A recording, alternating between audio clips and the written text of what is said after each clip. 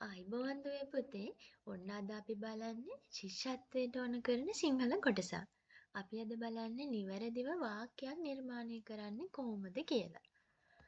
ඉතින් අපි ඉස්සෙල්ලාම බලන්න ඕනේ අපි වාක්‍යයක තියෙන ප්‍රධාන කොටස් මොනවද කියලා. ඔන්න තියෙනවා එකක් උක්තය. දෙවෙනි කොටස තමයි කර්මය. තුන්වෙනි කොටස ක්‍රියාව.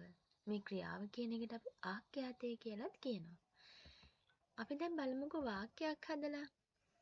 මම පොත් කියවමි. ඔන්න මම කියන්නේ උක්තය. උක්තය කියන්නේ මොකද්ද? මේ වාක්‍යයේ ක්‍රියාව කරන කෙනා. පොත් කියලා කියන්නේ කර්මයට.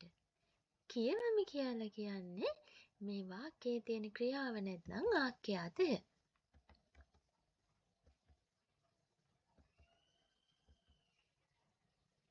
අපි බලමුකෝ උක්තය. වාක්‍යයක ක්‍රියාව කරන කෙනා තමයි උක්තය කියලා හඳුන්වන්නේ. ඒක හැම විටම නාම පදයක්. අපි කලින් වාක්‍යය ගත්තනේ මම පොත් කියවමි කියලා. අපි බලන්නේ කියවන්නේ මොනවද? පොත්. කියවන්නේ කවුද? මම. අන්න. ක්‍රියාව කරන කෙනා තමයි උක්තේ විදියට හඳුන්වන්නේ. අපි බලනවා මෙහෙම. මම සරුංගල් යවමි. යවන්නේ කවුද? මම. කවුද කියලා ප්‍රශ්න කරාම උක්තේ හොයාගන්න ලේසි. දැන් අපි බලමු නාමපද මොනවද කියලා. නාමපද ආකාර 4කට තියෙනවා. පුද්ගල නාම, සත්ව නාම, ද්‍රව්‍ය නාම හා ස්ථාන නාම. අපි බලමුකෝ උදාහරණ විදියට මේ නාමපද 4ට අයිති වෙන්නේ මොනවද කියලා. අම්මා, කාන්තාව, මල්ලි, කුමාරයා, සේවකයා මෙන්න මේවට අපි කියනවා පුද්ගල නාම. ඒ කියන්නේ පුද්ගලයෙක් හඳුන්වන්න ගන්න නම්. සත්ව නාම කියන්නේ සතුන්ගේ නම්. බල්ලා, පූසා, ගිරවා, කුකුලා, මොනරා ඔය වගේ ඒවා. ද්‍රව්‍ය නාම කියන්නේ අතට අහු වෙන දේවල් වලට. ඒ කියන්නේ පුද්ගල නාම, සත්ව නාම, ස්ථාන වලට කියන්නේ නැති දේවල් වලට අපි කියන නම්. මොනවාද ද්‍රව්‍ය නාම වලට උදාහරණ? පෑන, පැන්සල, මකණය, ගස, පොත වගේ දේවල් ගන්න පුළුවන්. ගොඩක් තියෙනවා ද්‍රව්‍ය නාම. ස්ථාන නාම කියලා කියන්නේ කොහේ හරි තැනකට කියන නම. උදාහරණයක් මොනවද? පල්ලිය, වත්ත, පන්සල, පාසල. මෙන්න මේවා ස්ථාන නාම කියලා අපි හඳුන්වනවා. තවත් අපිට මේ නාමපද වෙන් කරන්න පුළුවන් ආකාර දෙකකට. ඒක වචන නාමපදයි, බහුවචන නාමපදයි.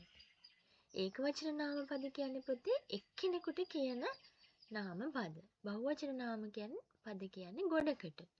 දැන් ඒක වචන නාමපද අපි ළමයා කියලා ගත්තොත් ළමයි තමයි ඒකේ බහුවචන නාමපද.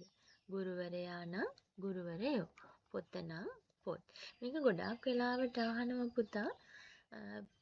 ශිෂ්‍යත්ව විභාගයේදී එනවා අපිට ඡේදයක්. ওই ඡේදයෙන් හොයලා කියන්න කියලා කියනවා බහුවචන නාමපදයක්. එහෙම නැත්නම් බහුවචන ස්ථාන නාමයක්. අන්න එහෙම එනවා. එතකොට එහෙම මතක තියාගන්න ඕනේ. ඊට පස්සේ අපි බැලුවොත් මේ ඒක වචන හා බහුවචන නාමපද නැවත කොටස් දෙකකට බෙදෙනවා. එකක් තමයි ප්‍රාණවාචී නාමපද, අනික අප්‍රාණවාචී නාමපද. අපි බලමුකෝ උදාහරණ මොනවද කියලා. ඔන්න දැන් ගුරුවරයා කියන එක්කෙනාට පණ තියෙනවනේ. පණ තියෙන ඒවාට අපි කියනවා ප්‍රාණවාචී. ගුරුවරයා කියන්නේ එක්කෙනෙක්නේ. ඒ වගේ ප්‍රාණවාචී ඒක වචන නාමපද කියලා. ගුරුවරු කිව්වහම ප්‍රාණවාචී තමයි. හැබැයි ඒක බහුවචන නාමපදයක් වෙනවා. වලහා නම් ප්‍රාණවාචී ඒක වචන නාමපද. ඒකේ බහුවචන පදේ තමයි වලස්සු. ළමයා ඒක වචනය, බහුවචනය තමයි ළමයි. ඒ වගේම තමයි ප්‍රාණවාචී වගේම අපි අප්‍රාණවාචීත් බෙදනවා ඒක වචනයි බහුවචනයි විදිහට. පණ නැති දේවල්නේ අප්‍රාණවාචී කියන්නේ. ඒක වචනයට උදාහරණයක් අපි ගමුකෝ. පැන්සල. බහුවචන නාමපදේ මොකද්ද? පැන්සල් නේද? පන්සල නම් පන්සල්. කතුර නම් කතුරු. ඔන්න එහෙම දැනගන්න ඕනේ. ඔන්න ඒක වචන නාම පද තියෙනවා බහුවචන නාම පද තියෙනවා. ඒවත් නැවත බෙදෙනවා ප්‍රාණවාචී සහ අප්‍රාණවාචී කියලා. තවත් අපිට මේ නාම පද කොටස් දෙකකට බෙදන්න පුළුවන්. ස්ත්‍රීලිංග නාම පදයි පුරුෂලිංග නාම පදයි. ගැහැණු අයගේ නම් වලට තමයි අපි කියන්නේ ස්ත්‍රීලිංග නාම පද. පිරිමි අයගේ නාම පද වලට තමයි අපි කියන්නේ පුරුෂලිංග නාම පද. බලමු මොනවද තියෙන්නේ කියලා. අම්මා, තාත්තා, නංගි, මල්ලි, මොනරා, සෙබඩ. දැන් මම මේ එක වසරේ ඉඳලා 5 වසරටම එන ස්ත්‍රීලිංග නාම පදයි පුරුෂලිංග නාම පදයි ඔයාලට වීඩියෝ එකකින් දාලා ඇති. ඒවම තමයි මේ හැම වීඩියෝ එකම යට පහලින් ඩිස්ක්‍රිප්ෂන් බොක්ස් එකේ තියෙනවා ඒකට අදාළ කරන පොතේ PDF එක. ඉතින් ඒක අරගෙන නැවත නැවත බලන්න. ඒ වගේම තමයි අපිට තියෙනවා ඉගෙන ගන්න පුරුෂ ભેදය කියලා එකක්. එතකොට මේ නාම පද අපිට ආය වර්ග කරන්න පුළුවන් පුරුෂ ભેදය අනුව. ඔන්න පුරුෂ ભેදයේ තියෙනවා එකක් තමයි උත්තම පුරුෂ. ඊළඟ එක මධ්‍යම පුරුෂ. තුන්වෙනි එක ප්‍රථම පුරුෂ. උත්තම පුරුෂ කියලා හඳුන්වන්නේ මොනවද බලමුකෝ.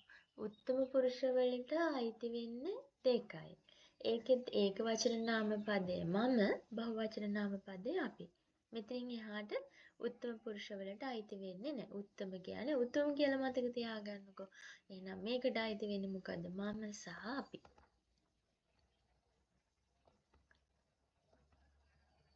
ඊළඟ එක බලමු අපි.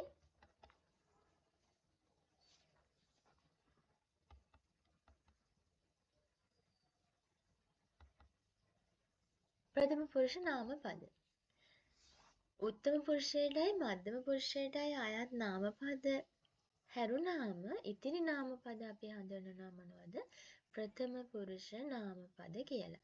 සාමාන්‍යයෙන් මධ්‍යම පුරුෂ ගැන දුවල පුතාලට ශිෂ්‍යත්වයේදී අහන්නේ නැහැ.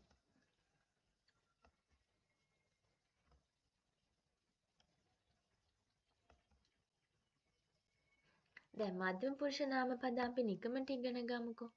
මධ්‍යම පුරුෂ නාම පද කියන්නේ අප ඉදිරියෙන් ඉන්න අයට භාවිතා කරන දේවල් වලට වචන වලට තමයි අපි මොනවද කියන්නේ? මධ්‍යම පුරුෂ නාම පද කියලා. ඒ මධ්‍යම පුරුෂ නාම පදවල අපි ඒක වචන නාම පදයයි බහුවචන නාම පදයයි මේ විදිහට අපිට පෙන්වන්න පුළුවන්. ඒක වචන නාම පදේ තෝනම් ඒක වචන නාම පදේ තීනම් මේ දෙකටම අපි පාවිච්චි කරන බහුවචන නාම පදේ තමයි තොපි. නුඹ නම් නුඹලා, ඔබ නම් ඔබලා. මේ තියෙන්නේ ප්‍රථම පුරුෂ ඒක වචන නාම පද සහ බහුවචන නාම පද. උත්තම සහ මධ්‍යම පුරුෂ වලට අයත් නොවන ඒවා අපි ප්‍රථම පුරුෂ නාම පද වලට වර්ග කරනවා. ඔහු නම් ඔව්හු, ඈ නම් ඔව්හු, අම්මා නම් අම්මලා, කොටියා නම් කොටියෝ. ඉතින් මේවා ගොඩාක් තියෙනවා අපිට බලන්න. එහෙනම් දැන් ඔන්න නාම පද අපි වාක්‍යයක් නිර්මාණය කරන්නේ කොහොමද කියලා බැලුවා. ඒ වාක්‍යයක අපි හැම වෙලාවෙම උක්තේ විදිහට යොදන්නේ මොනවද? නාම පදයක් කියලා හඳුනාගත්තා. ඉතින් අද අපි ඉගෙන ගත්තේ නාම පද ගැන. අපි ඊළඟ වීඩියෝ වලින් බලමු කොහොමද ආඛ්‍යාතේ වාක්‍යයකේ දෙන්නේ ක්‍රියාව මේ කර්මය කොහොමද දෙන්නේ කියලා අපි බලමු. ඊළඟට අපි ඡේදවලට යමු. එහෙනම් ඔන්න මගේ channel එක subscribe කරන්න. ඒ වගේම තමයි හොඳට මතක තියාගන්න මේ වීඩියෝ එක අවසානයේ වීඩියෝ එකේ පහලින් මේකට අදාළ PDF එක තියෙනවා. ඉතින් ඒකත් අරගෙන අම්මලත් එක්ක නැවත නැවත මේ ටික බලන්න. ඉල්ලෙන්නම්.